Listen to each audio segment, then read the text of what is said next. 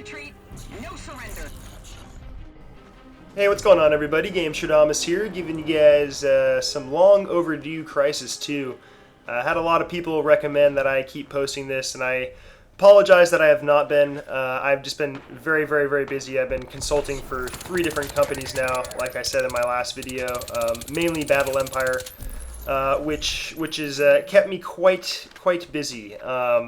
And if you're not familiar with Battle Empire and you're watching this on Machinima, I do have another video out on my channel to really explain it, but they're pretty much a service that is going to pay gamers to play competitively against each other through advertisement and sponsorship money for a small subscription fee every month towards the gamer. So quite an amazing service. In my opinion, it's kind of the future of the competitive gaming market, and kind of could quite possibly kind of make competitive video game playing a viable career, which is really kind of our dream, which would be funny. So anyway, you should definitely check it out. We're going to launch a whole new website here in about a week, and a World of Warcraft and Heroes of Newerth League in about 2 to 3 weeks.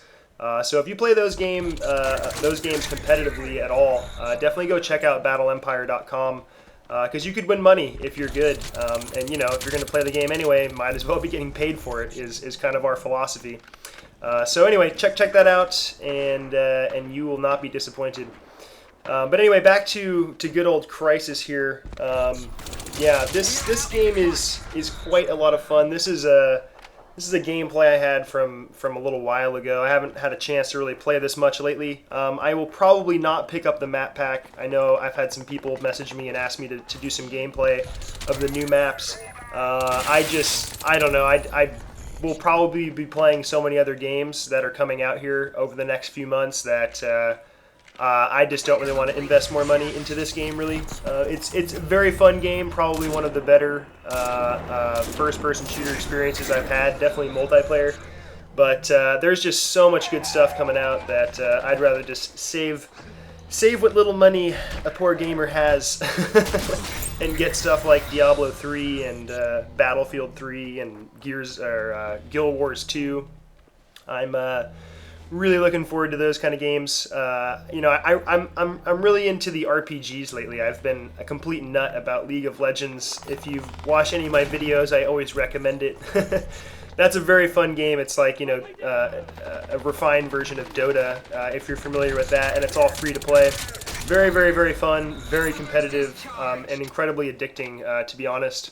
I'll leave a little referral link if you guys are interested in checking that out and making an account. But anyway, one philosophy I did want to talk about in this gameplay is map awareness. And this is something that's, I think, obviously important for Crysis 2, especially with the cloaking, but it's really for any first-person shooter. And that is just kind of where your teammates are located on the map, to give you a reference of where the enemies are going to be coming from.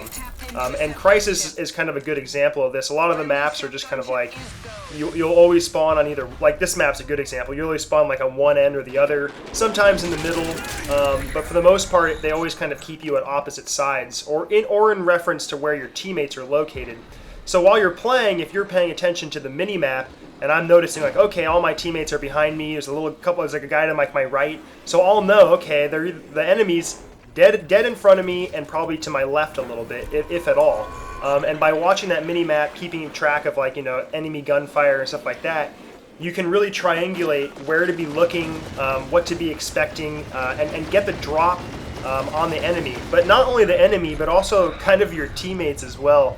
I don't really like how there's only 50 kills in Team Deathmatch. I hate really short deathmatch games sometimes. I feel like, I don't know, I wish first-person shooter games would add long deathmatches.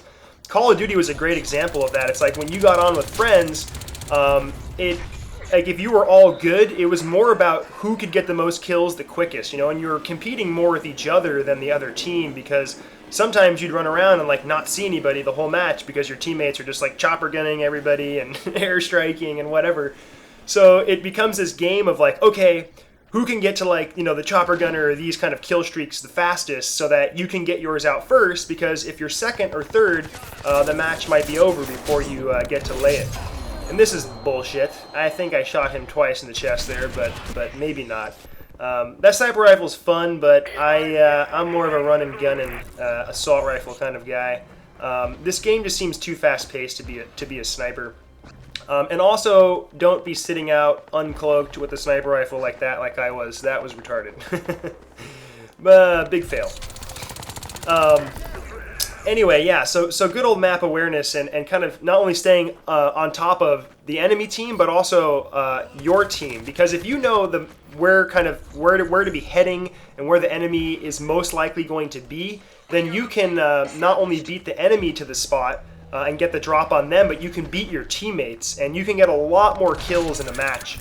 If I did not do that in this game, I couldn't get some of the gameplays I've had, like 30-1, was just, just knowing where the enemy team was, like, the whole time, really, and just kind of going with that flow. And once you kind of find that and realize, depending on what first-person shooter game you're playing, how the spawn system works, you can really stay on top of that and just kind of get into a nice little flow. Which is very fun. Very fun when that all comes together. I'm interested to see what you guys think of the new Call of Duty Elite service. That seems interesting. It seems like an interesting way to try to make it an MMO with service charges without kind of labeling it like that, which is kind of funny because Bobby Kotick came out like, hey, we're going to monetize this more. And everyone was like, no, we're not. And yeah, he did. But it could be fun, like winning prizes and all the stats and crap and all that good stuff.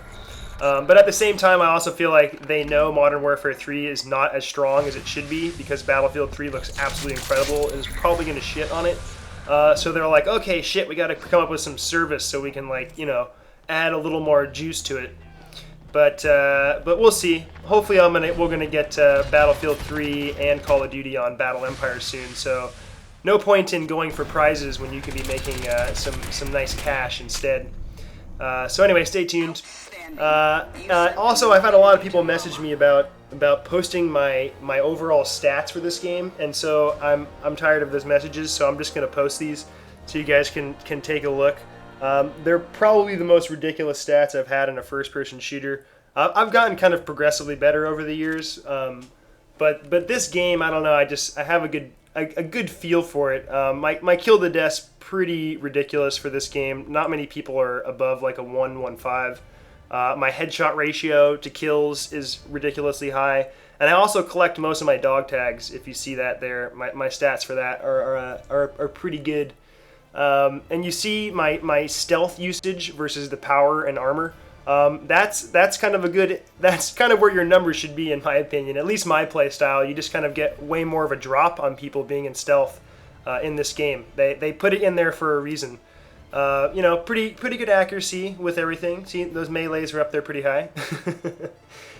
This is probably my favorite stat. 113 MVPs for 175 games. Not to mention the countless games I jumped in like late to end of the match, which happens a lot in Crysis because their servers are not the best. But that's a pretty good MVP score.